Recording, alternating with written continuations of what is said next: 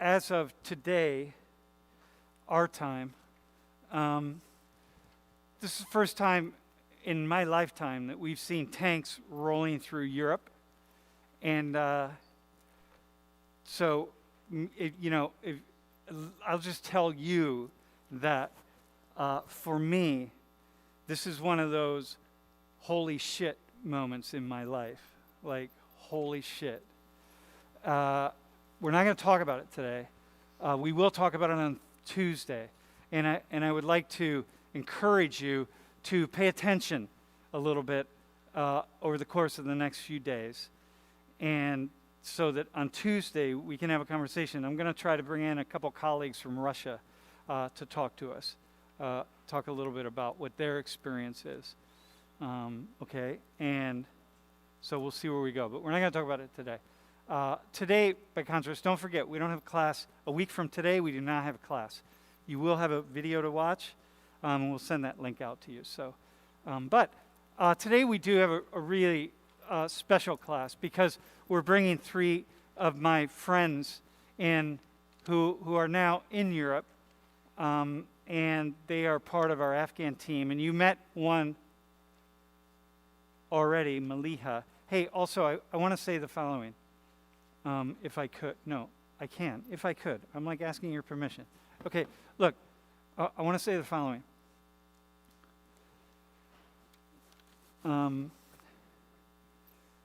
This is a really delicate class for me and for my friends who are visiting. And it's really delicate. So what that means is that I really very much want to invite you, ask you, with great kindness, to please just stay really focused today, okay? Because these are some really delicate issues we're talking about. So, so go ahead. Let's go with the first slide. So what we're talking about is I gave the title a permanent displacement, and it just seemed like we're really talking about refugees being a refugee, but permanent refugee has a certain connotation to it, and so I thought, okay, let's give it a different title and call it a permanent displacement. And if we can go to the next slide, I just want to show you. I don't usually show a kind of a graph like this. 3 of you might have to turn around, but with what are in the orange dots. So I just want to kind of try to define refugee a little bit so you understand what we're talking about, because you can't just decide. Someone can't decide they're a refugee, or a state can't decide that some group is a refugee. But through the UN, I mean, you have to be afraid something. You have to have a well-founded fear and be at high risk, at a risk of experiencing persecution to one's body in particular, and not have protection, right? Because you could maybe be at risk of experiencing some kind of persecution, but you would be protected anyway. And so therefore, it would be difficult to make the claim that you would be a refugee, right? And you need to be outside of one's own country. You can't be in refugee inside of one's country. If that's the case, you're internally displaced. But it's a different piece, and so you have to be outside your country. And there has to be like something upon which you are being persecuted. And oftentimes, it's race and sexual orientation, your ethnicity, your cultural group, or it could be your political opinion. Simply that.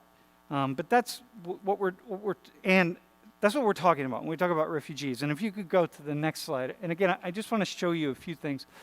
At the end of 2020, there were 82,000 forcibly displaced people in the world that the UNHCR had identified, and about 26 million refugees, meaning people who are outside of their country, who are at high risk of being persecuted, who were without legal protections or any kind of protection, and you know, it met at some different levels some of the statuses, and so then you get 26 million people. You got to decide, what are we going to do with this large population of people? And so it really so much depends on other countries to say, okay, we will take them in, right? And we will do something. And you know, well, let me show you a couple more things. So the U.S., by the way, just I want to be clear, we're at the all-time low in terms of the numbers of refugees who've been coming into the United States. So in 2020, we only had 3,219 people in 2020 who were admitted into the United States as refugees.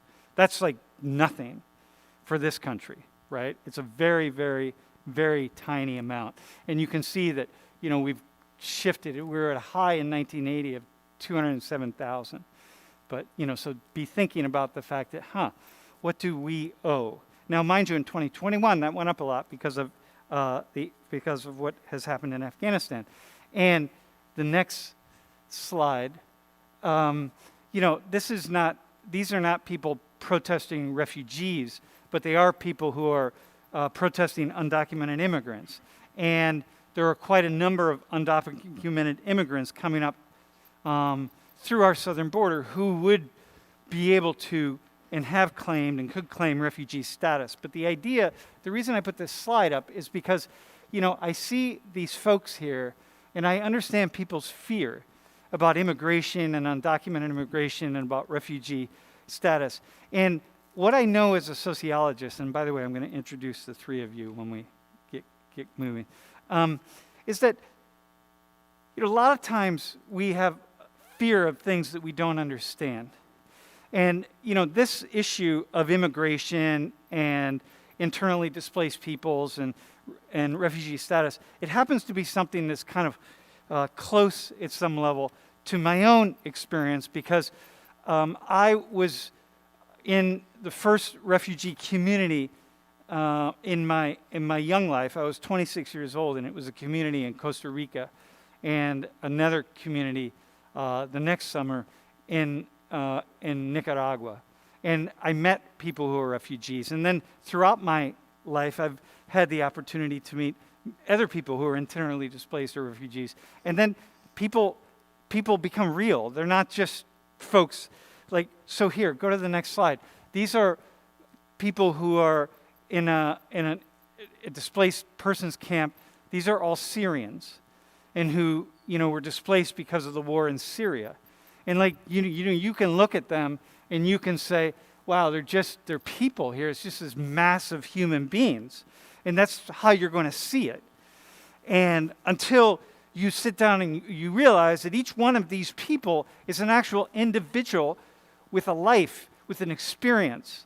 And, you know, it changes things, right? It just changes how you see them and what you see. And it doesn't mean that therefore, you know, you would run out and say, oh my God, you know, let me change my mind, and every single human being who is a refugee should be brought into my country or whatever, right? It doesn't mean that. But what it means is that you start to see these issues differently when you have an up-close and upfront personal experience of them, okay? Because people are real, right? Just like many of you in this room have had parents who, or grandparents or great-grandparents who themselves were refugees or displaced in some way, and you wouldn't be here if somebody didn't say, open a door and say, welcome.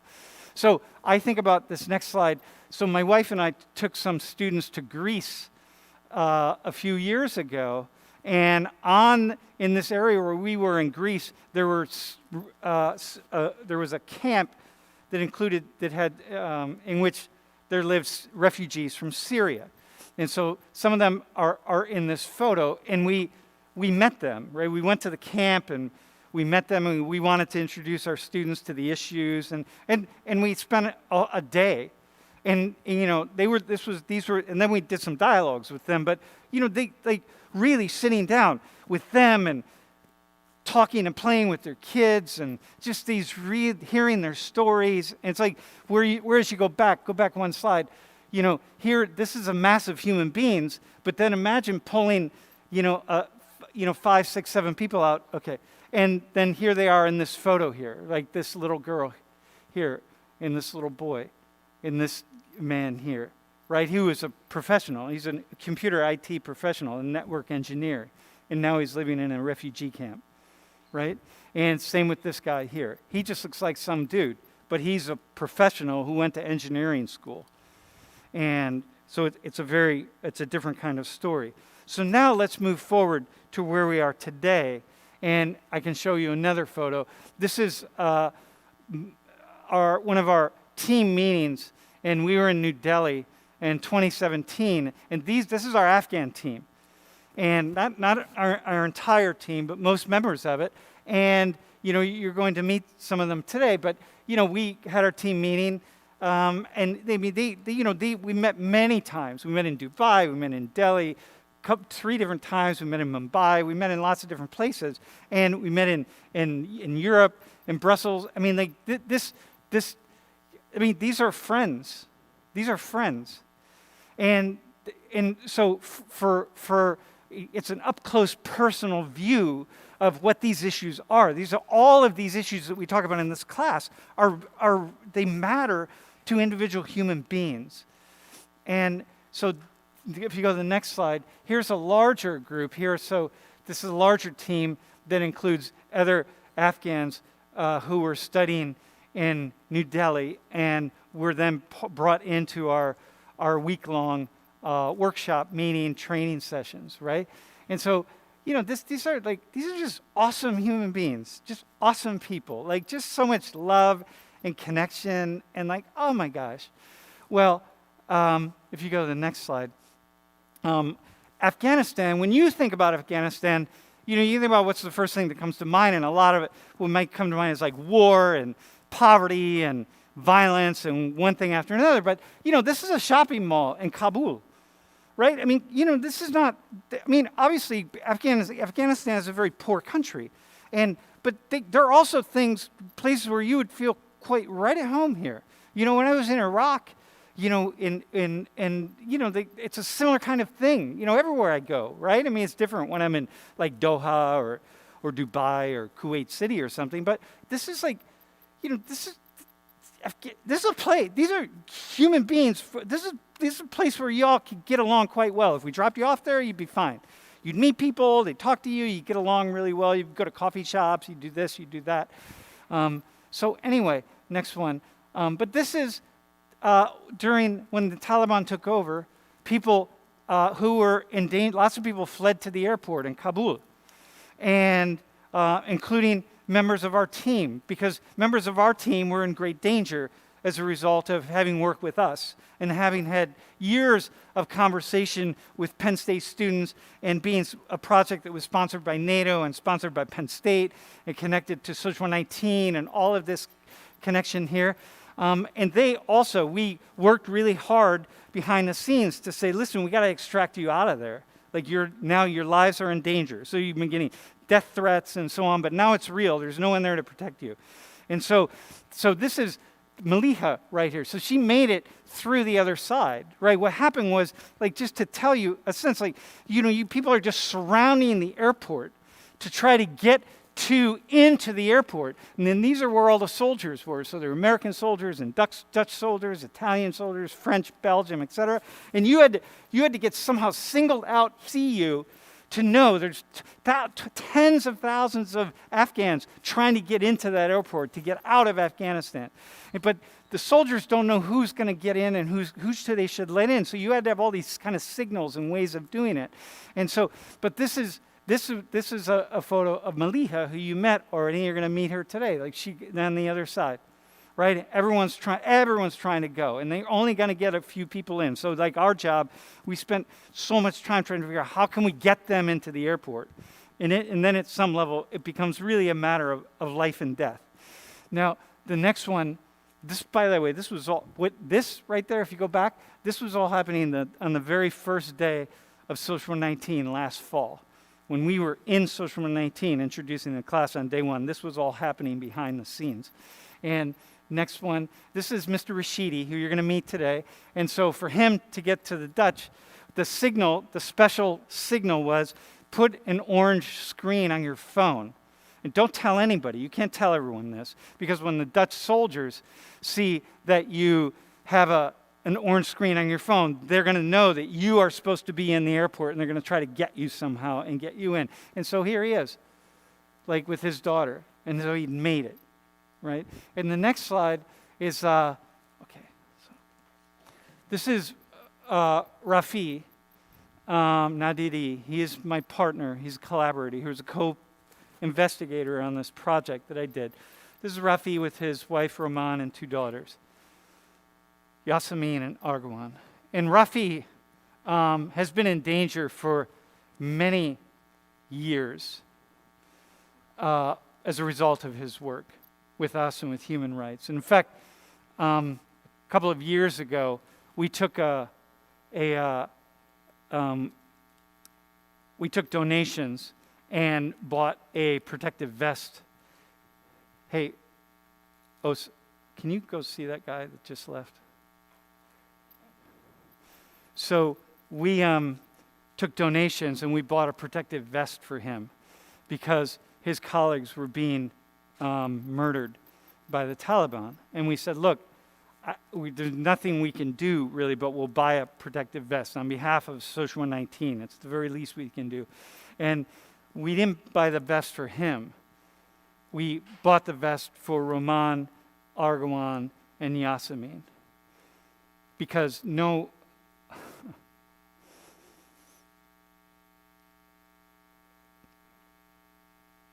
because little girls should not lose their father, who's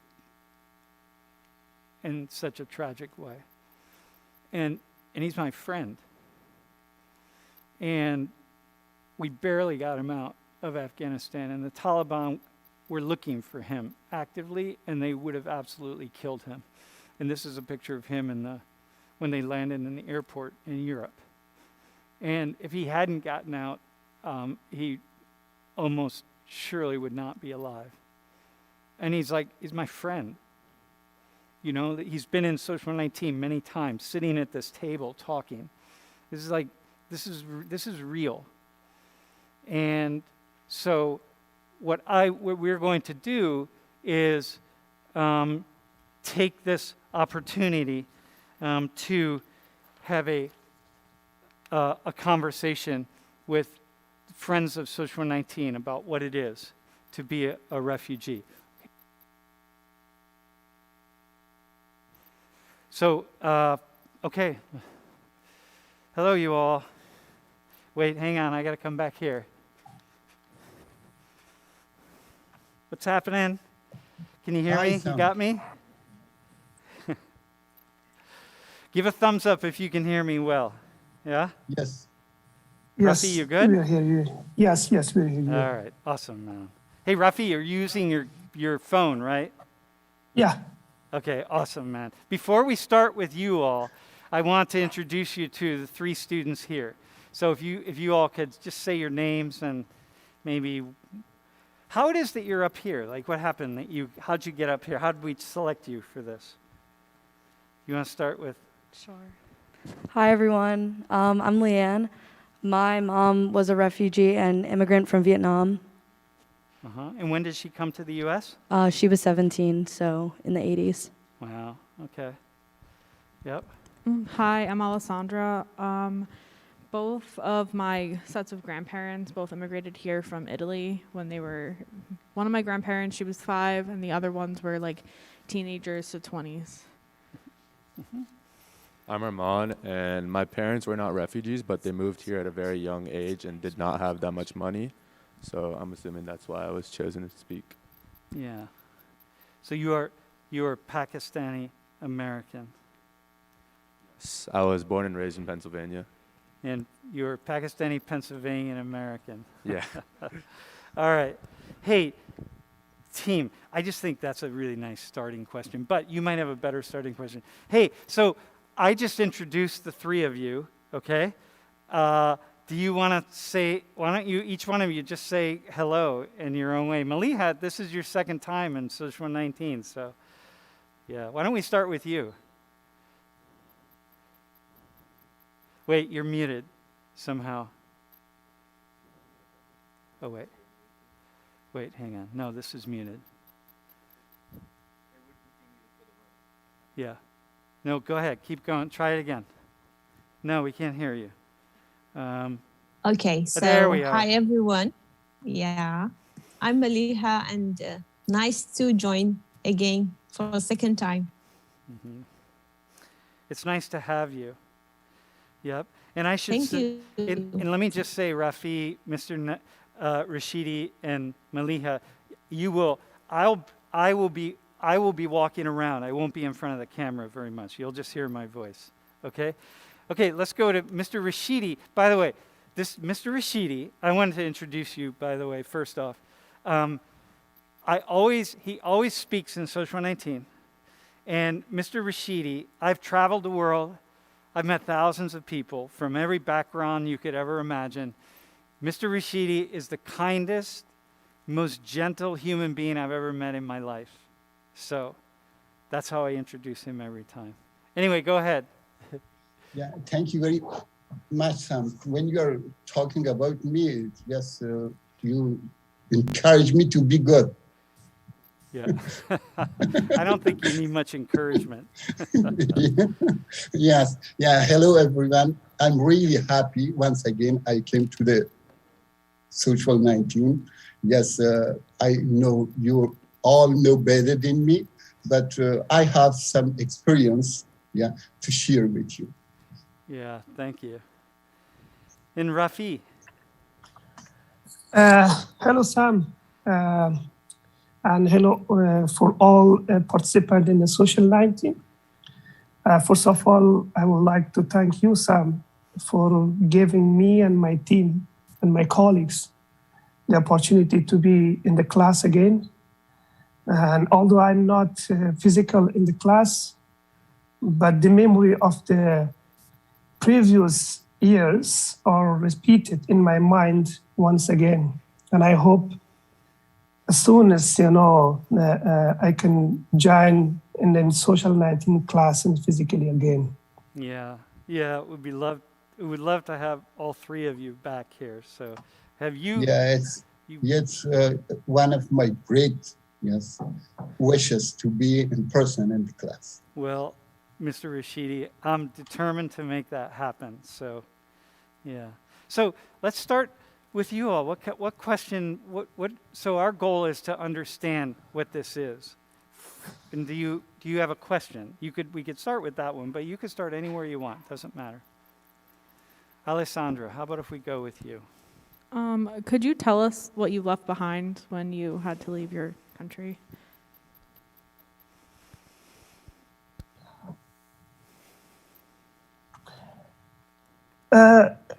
Okay, I'm going, Sam. So first of all, I'm answer this question a little bit, in detail.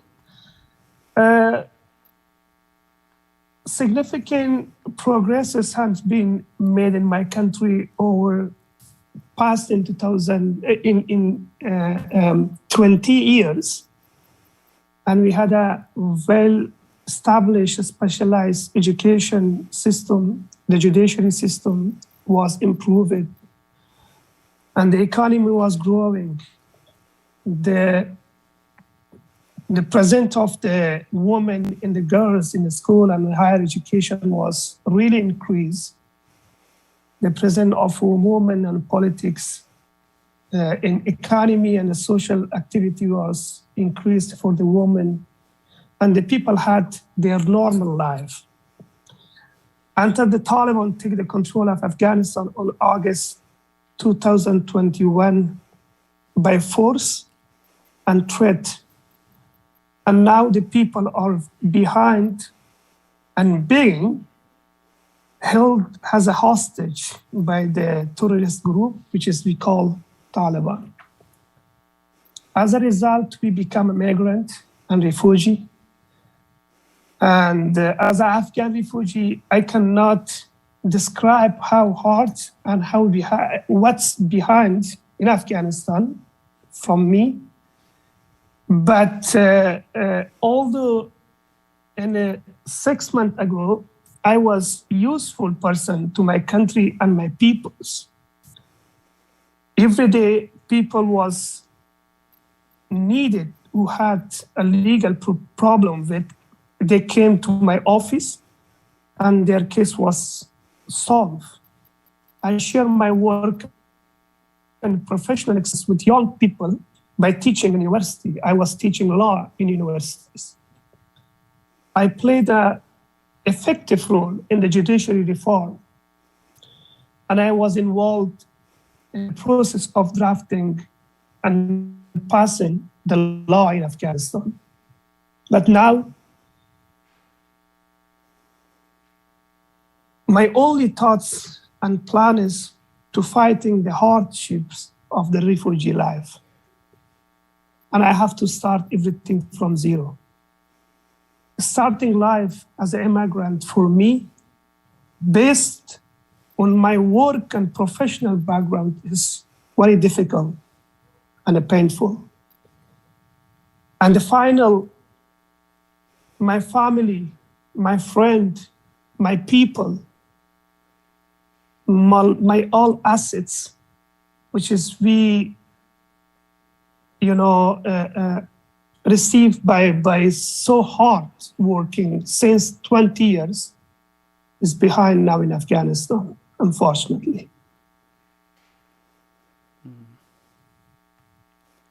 Thanks. Thank you. Rafi. Who?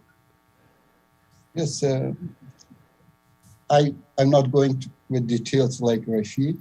Just I can tell you, I lost my everything, which I made from my childhood to that stage when I leave Afghanistan. I put them all behind. I couldn't bring anything with me. My whole life experience, my friends, my families, and all the things, my house and my country. I put all the things back, and just me with my children and my wife, we came here. Mr. Rashidi, you had a house, you had how many trees? 100 trees, you said? Yeah, more than 180 trees in the yard. Yeah. It was like a garden. You know, when you left your house, remember to you and Maliha, Rafi, it was different for you. But when they left, we were on a phone call with the Dutch Department of State, with the Dutch military, and with our colleagues at NATO and our colleague who's a colonel, a retired colonel in the U.S. Army. And we were waiting. Remember? And we said, get ready to go. Yeah.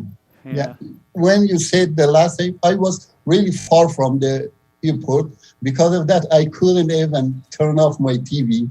Yes, we left I never forget that moment. Yeah, when I left my house. That your television was still on. Yeah. And I couldn't say goodbye to anyone, even my dear brother. Yeah, I never couldn't tell him goodbye. Yeah. Because it was an emergency moment, that it was like, you leave now or you'll never, we can't do it. Maliha, how about Alessandra? Can you restate the question? So what were some things or something that you had to leave behind when you had to abandon your country, or you had to leave? I'm sorry. Okay.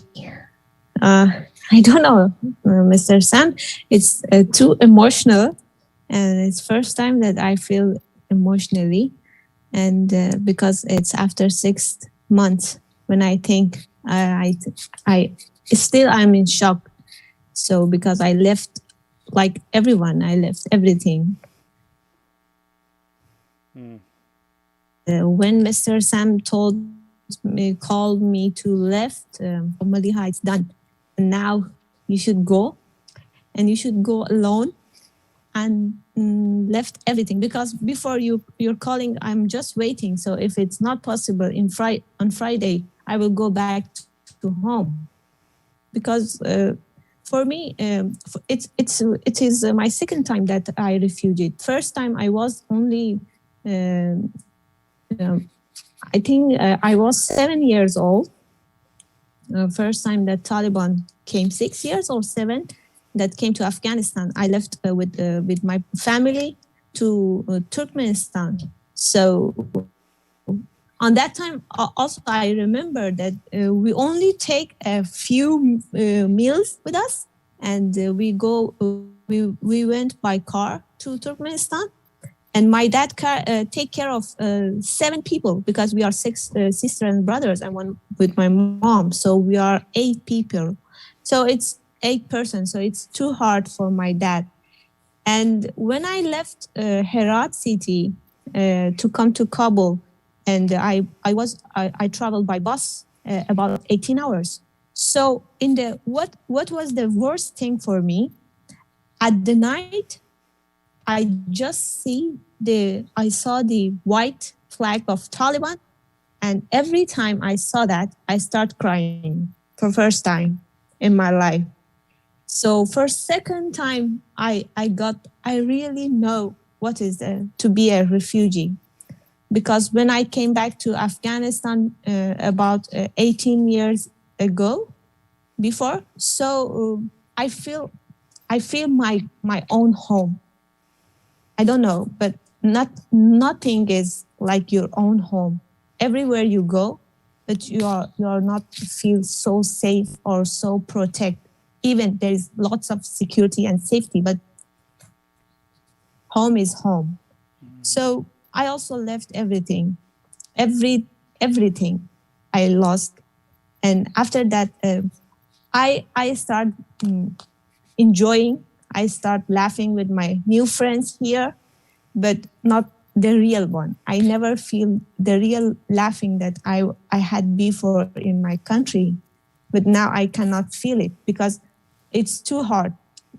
Still, we are missing something in our heart. We're missing a small or a big hole, because as Mr. Rafi said, we left everything behind. So plus family, work, and home, and everything. So, Maliha, are your parents both alive? Yes. And so they're still in Afghanistan?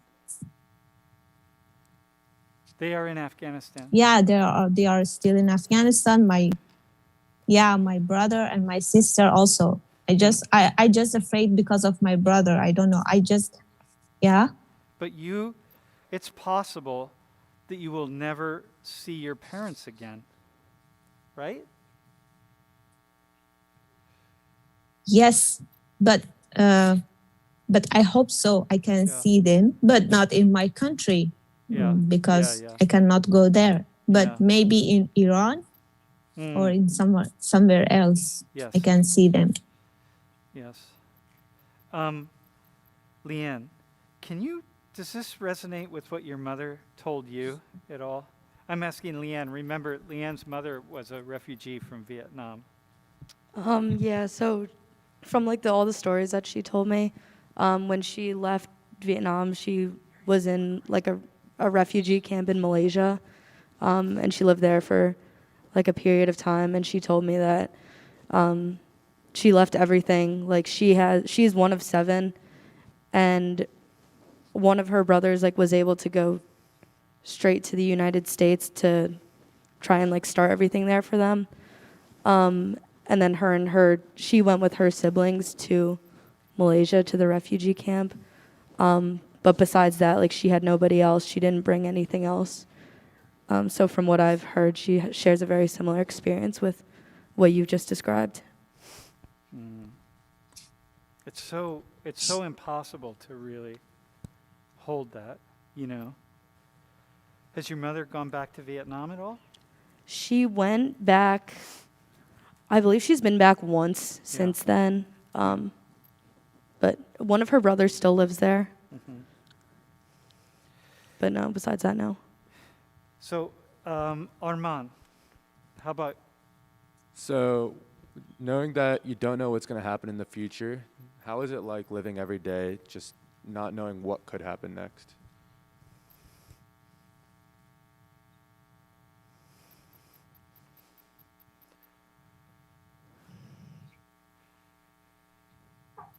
So you understand the question? Can you repeat it? Yeah, so the question, go ahead, repeat the question. So what is it like living every day when you don't know what can happen in the future, like what the future holds, or like what is going to continue to happen in Afghanistan? Okay, go ahead, Maliha. Okay. Let me start. Yes. Beside many things we told you before we left everything behind, but we hope and we are think positive to a bright future for us, not for our country. Maybe it will take time, yeah, then the country goes back to progressive, but we are doing better. Yes, I hope my children will have a bright future here. They may have good education and they have good future in this country, and they are safe. We are all safe here. Yeah, it's good. But one thing, what I think, always avoid my country. Yeah, I have everything now, but my relatives, my friends, and my countrymen who are living in Afghanistan, yes, I'm thinking about them. Yes, So for me it's okay. So to be clear, Mr. Rashidi and Maliha, they're in the Netherlands. They're both in Amsterdam right now. They'll be settling in Gouda, a town called Gouda. You know, like Gouda cheese. It's pronounced Gouda in Dutch. Yes. And Rafi is in Belgium. Okay. So Maliha, how about Rafi, can you answer that question? What's it like, Arman's question, like just with the future being so uncertain? You know, Sam, the answer of this question has two parts. First, future for me and my family, which is we are now in Belgium. And the second future for my countries. So fortunately, now we are in the safe zone. So there is no threat, there is no explosion, there is no suicide, there is no killing. And my kids, you know, every day, without any war, they can go to school and they can play, they can ride the bicycle, and they now we are thinking about future of my kids and for me and my wife. And we have planned to you know, continue our work here in Belgium, if it's possible, in our field, like in the legal section. We have set like mission and vision for our life here, but for my country, I'm not, you know, I didn't know. Still, I didn't know, because since 20 years, we work hard. We work day and night. And I remember how I was working for my, you know, entity, which is the Bar Association, or how we established this Bar Association, and how we work hard to build the legal system of Afghanistan. And it was function, and it was so professional. But at the end, just in 1 week, and everything is, you know, just disappeared. Mm-hmm. And because of the politics. So future of my country it's belong to politics, and the politics is not, you know, you cannot imagine the politics. Mm-hmm. So sometimes, you know, it's something is happening which is you not imagining before that. Mm. So I don't have any hope for my country, unfortunately, since the terrorist group and the killer group now get a control of Afghanistan, and the international community are just looking what they are doing, and there is no action. Hey, thanks, Rafi, and thanks also, Mr. Rashidi. Maliha, would you like to answer that question about how Yes. I just say short. I know what is my future because I had planned before, so I keep my goals, and my wish is to reach to the UN one day and work there for peace and conflict in future. But this is my big goal.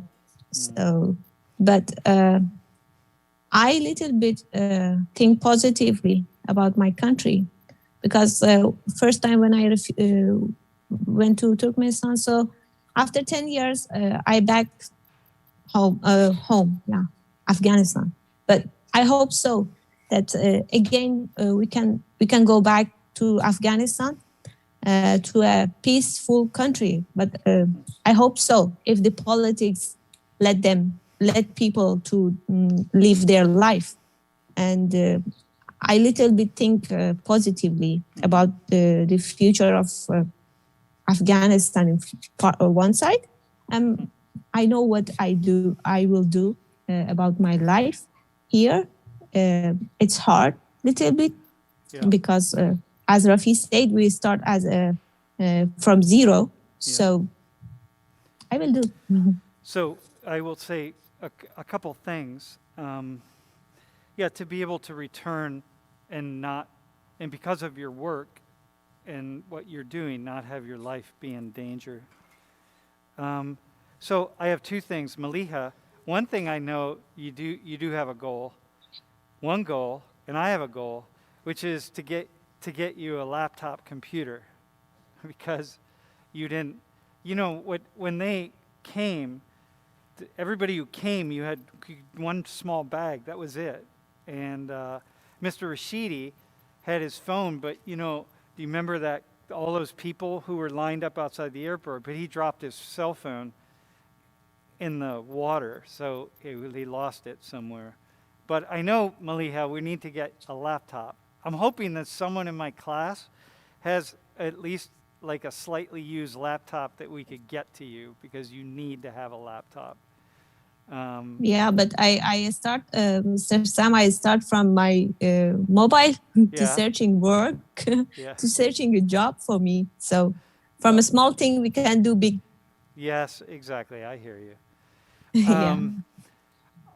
Let me ask, somebody on the stream asked the question about why is it that you didn't bring your families? So I think I'm going to answer that quickly, because there were both the United States and NATO countries who were extracting people had very few seats, and they were only bringing people out of the country who had actually worked for either the U.S. government or for an entity connected to the U.S. government or for NATO, and they all worked for NATO. And so we were able to get their names on a list. It was very hard. There was a lot of competition. Not competition, but there were a lot of people. And so you could not just add more people to the list. And so it was like, Rafi's, Rafi, your mother is and your brother is there. I mean, there are people, everybody had other family members, but we were very limited in the number of people that we could put on the list to get out of the country. So that means you have to leave people behind. Do you have another question? So it sounds like you guys have hope or want Afghanistan to go back to how it was before the Taliban, obviously. But it also sounds like you guys have hope for a better future where you are right now. So when you came here, what were things that made it easier or harder to settle in and try to get the jobs that you'd like? Okay. Let me be clear. Yes. But wait, hang on. Okay. One real fast. None of them are working now at this point, right? So, they're not. But go ahead, Rafi. Life in refugee has both easy and difficulty aspects. Like protecting your life and the safety of yourself and your family, like granting the future of the children education, like living in a safe environment without any warning from explosion, suicide, killing, and treating people can be the positive point of the migrant. But at the same time, leaving everything behind on one life and beginning another life in a different country with a different law, different language, different culture, an expectation require a period of adjustment is something it's hard for refugee peoples to be settled. Some of the challenge faced by the people for the refugee background is the following, like finding house is one of the challenge, finding employment, language and communications, racism and discriminations, distance and lack of the communication with the family in the home country and or country of asylum, particularly where the family remain in the conflict, country, which is my family or my team family. They are still in the conflict, and they day by day they just change the location from one place to another place because they trying to save from the Taliban, like financial difficulties, like separation from the family member, leaving behind family. These are the challenge for the refugee and for like for me and for other refugee that they start new life in some other countries.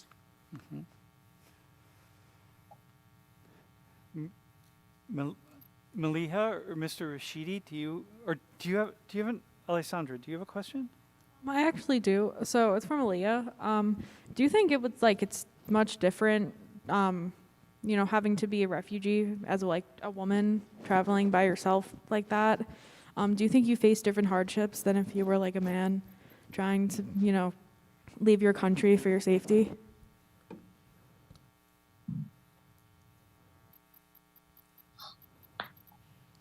You mean that it's hard for me as a woman to leave the country and to be a refugee? Yeah, are there any differences being a refugee as a woman versus a man, being a refugee by yourself? Okay.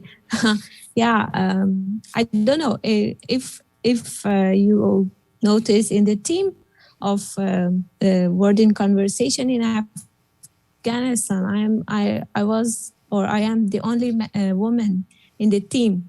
So every time I traveled alone with team to India and even to South Korea, I went because of the law issues in the bar association. So for me, it was not that much difficulty because I had experience, and my family, especially my dad and my mom, they encouraged me very well to go to build my future. For example, I did not feel that much what I saw. So they are treated equally, and also as a safety, it is safe for me. Here is a safe place. I can solve with the team that they are help us here in Netherlands. So I did not feel any hardness. But what I felt when just left Herat to Kabul alone. But on that time, I really, because it was my first time that I go alone by road to the Kabul, about 18 hours, because in the way there's lots of dangers and what I heard before. But I went with my friends. At least I find someone to go with me, because they are a family, a small family. They also went to Kabul, so I go with them to the Kabul. So that was my first experience. So Just let me- one thing. Wait, Just Rafi. one thing, Sam. Wait, Okay. Rafi, Go ahead. hang Yeah. on just one second. I want to say something about Maliha. So there's a road that you take between Herat and Kabul, and it's one of these mountainous passes, these really amazing mountains. And the U.S. military, so my friend who's a colonel and spent much time in Afghanistan, the U.S. military called it the highway to hell. And Maliha had to take that trip on her own in this really dangerous time when the Taliban were coming onto the bus, right, Maliha? And also, yeah, I mean, that they would periodically stop the bus and come on. And also, Rafi, his wife, Roman, and the two girls whose picture you saw, they closed the airport down, so they couldn't fly to Kabul. And the only way that Rafi was going to get out of the country is if they got there and got out of the country. We could not fly them. And in the end, they had to take that bus, the highway to hell. My friends in the military said I would never, ever take that pass, ever. And they had to take that alone by themselves. And it was 20 hours of just not knowing if they were going to make it.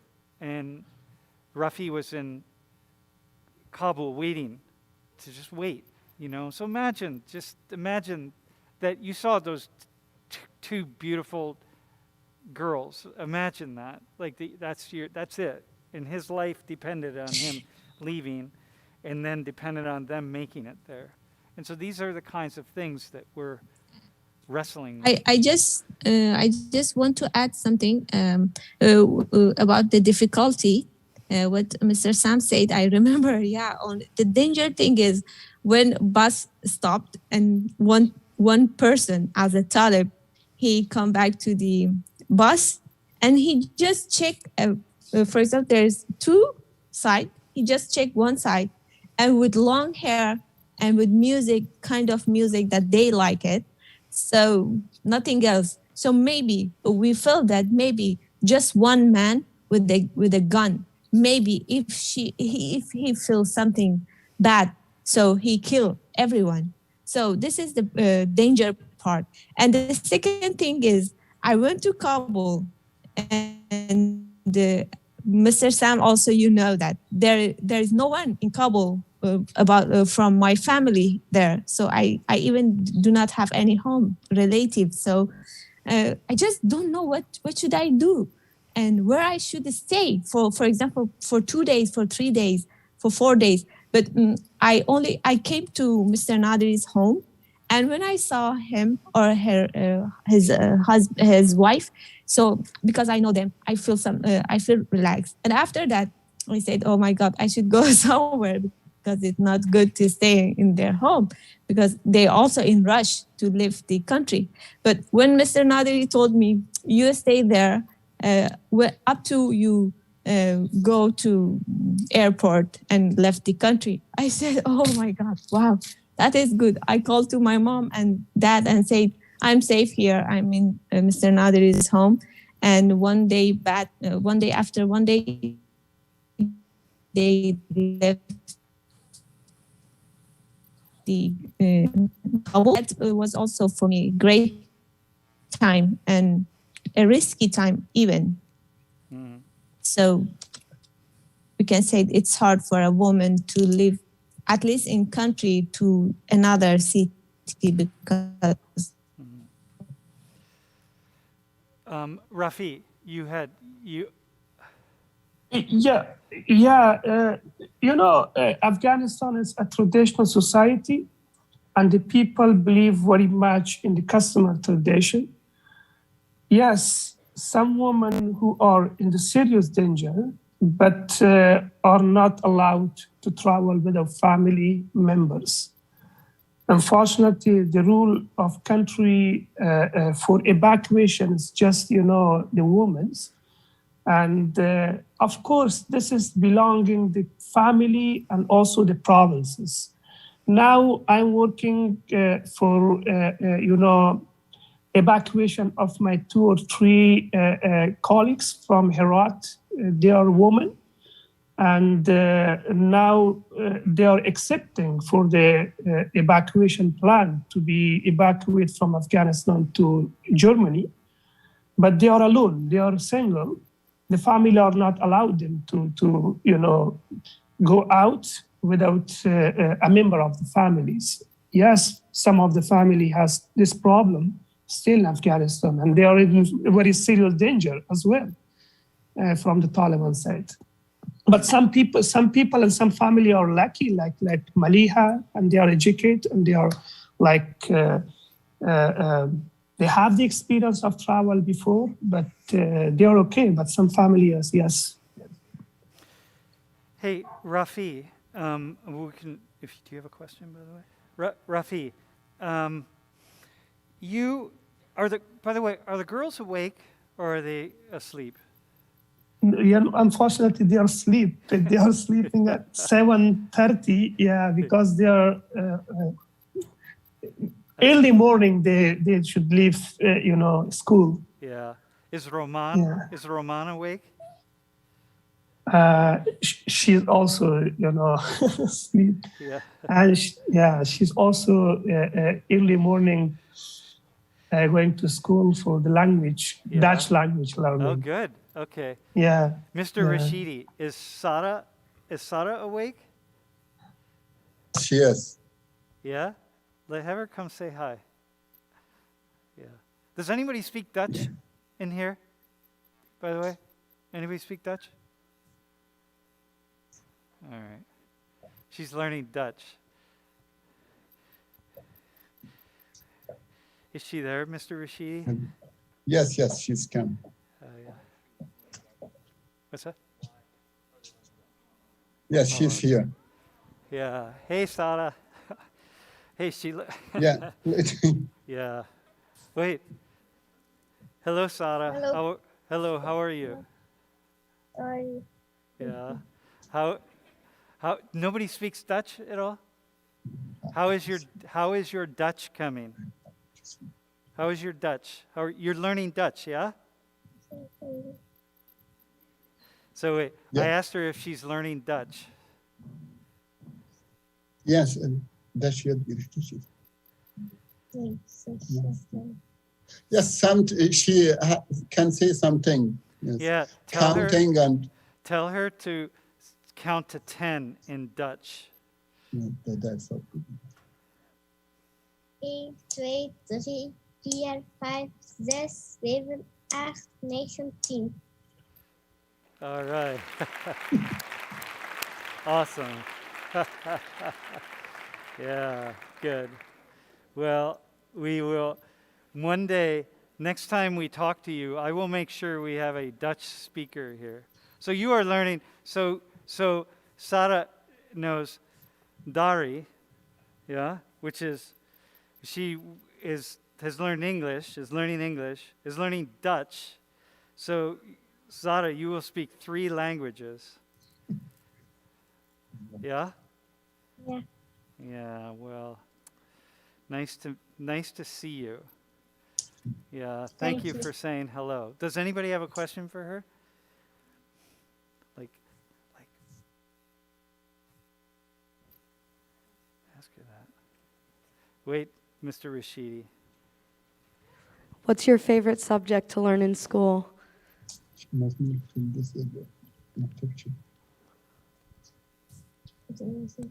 Yeah, mathematics.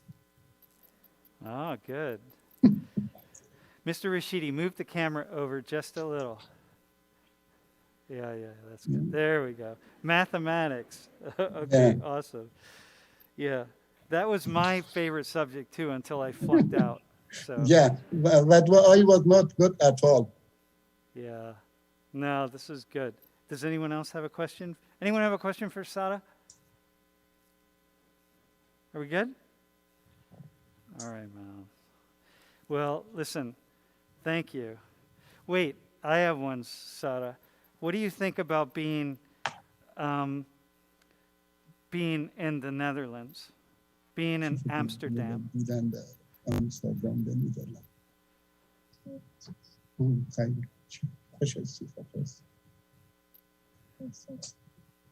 Yeah, it's she says it's okay. I'm in the middle, yes. Being in Afghanistan and here now, it's the same for me. Yeah. Okay. Well, thank you for saying hello. All right. I really appreciate it. Thank you. Yeah. Voice. Can I just borrow your, does anybody have a question that they, by the way, they're learning Dutch because they're in the Netherlands. So, yes. Here's a question. I just have a question for Rafi. I just want to know what the experience was like getting out of Afghanistan, what the whole process was like for you. Do you have a particular, can I add something onto that? Please do. Rafi? What Yes. Rafi, I'm going to add Yeah. I'm going to add something onto that.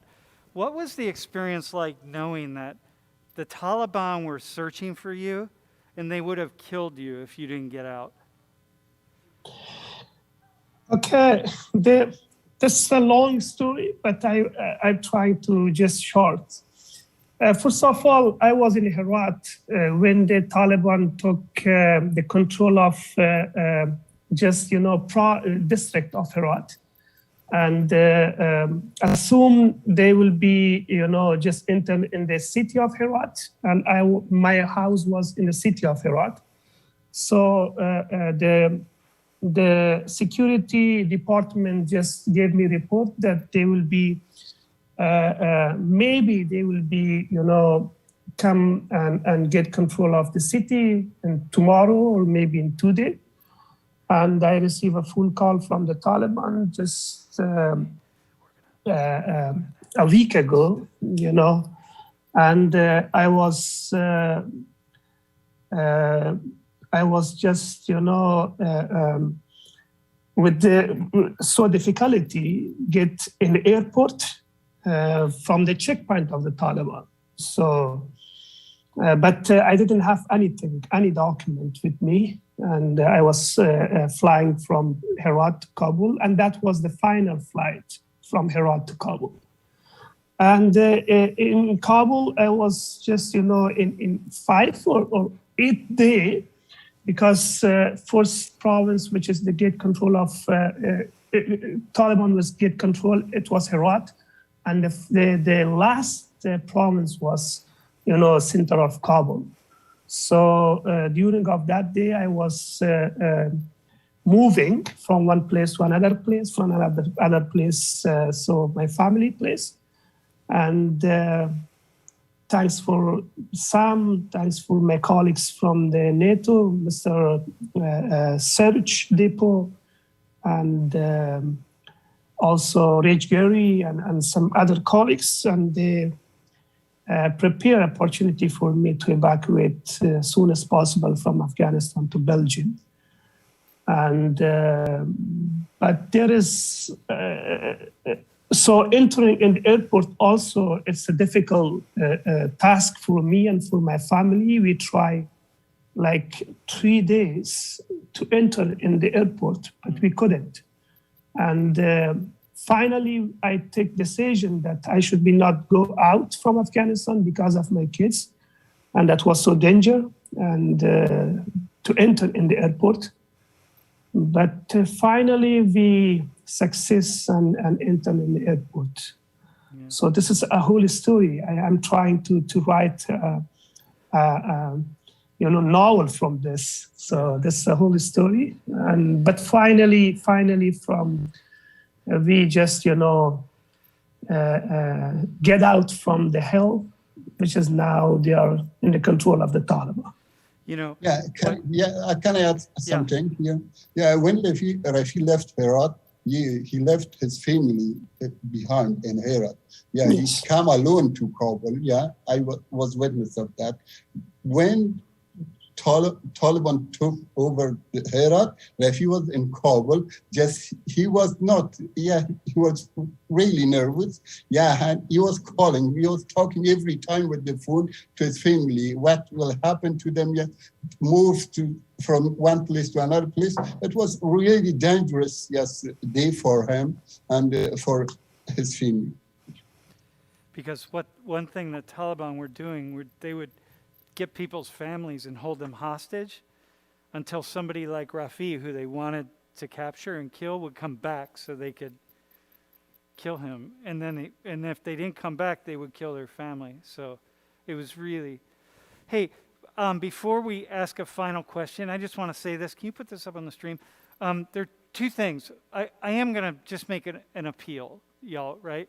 The children of our team members, like they're in school, and we're really trying to get them some tablets, and we want to get Maliha a laptop. If somebody has a laptop, really, it can't be too old, but we're going to be sending somebody over to Europe. We could get it there. But also, the Afghans with whom we are talking in Afghanistan's in a major crisis right now. And so some of you were having another Afghan conversation, some of the Afghans.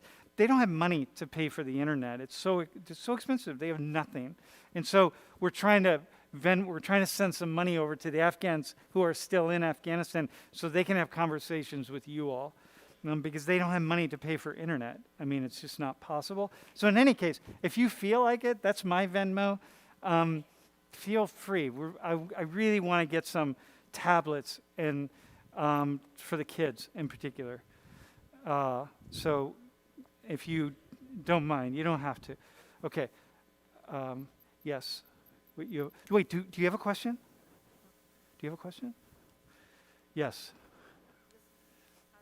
What? Oh, wait, push it up. It doesn't, anything at all. I'll know it comes in. Yeah, just you can put, for the Afghan team. Hey, I have a question, team. We have, each one of you has 1 minute. Could you, I'm going to turn this way, okay? What is one thing that you would like the class to know? Just feel like you want them to know about all people who are in your position. Like, what's something that you feel like they should know? And we'll start with Maliha, if we could.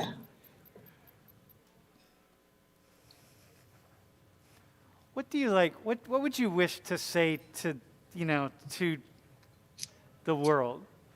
60 seconds, my friend. Okay, it's a start. I just want to say to every single person who live in the world, doesn't matter from where you are, and just you are being as a human, and try to behave peacefully with the people. Doesn't matter from where, because especially with people that they lost everything that they had before. So I just like to say that increase the humanity, because it's gonna be damaged because of the politics. So try to save humanity. Yeah, thank you. Okay, I have a message also, Sam. Look, now that we have experience living in the Oxo, my wish is that no one should be forced to immigrate, and no one should be disadvantaged of living in the homeland. This happened when we all speak out and raise the voice for the peace in a state of war. Just raise your voice for the peace in a state of war. Yeah, raise your voice for peace instead of war. Yes, Yeah, Mr. Rashidi. Yes, my sentence will be the same, but when I woke up today and I checked the media, I saw the war in Ukraine. Yes, it was really, a bad news for me. I don't like war in any kind. Yeah, but just I suggest everyone, if you can put even one step for peace to make the world a better place to live, yes, I suggest you to do that. Yeah. Hey, thank you all for. Yeah. Thank you very much. Yeah, I really appreciate it, and thank you all. Thank you. Yeah.